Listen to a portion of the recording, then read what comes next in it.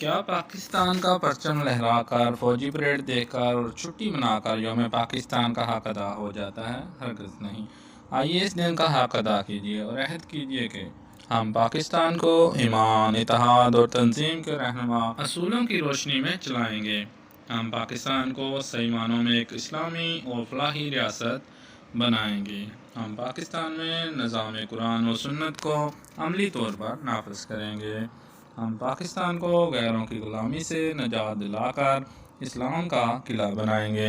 ہم پاکستان میں لسانیت، فرقہ بندی اور باہمی اختلافات مٹا کر سب سے پہلے مسلمان پھر پاکستانی ہونے کے اصول پر کاربند رہیں گے۔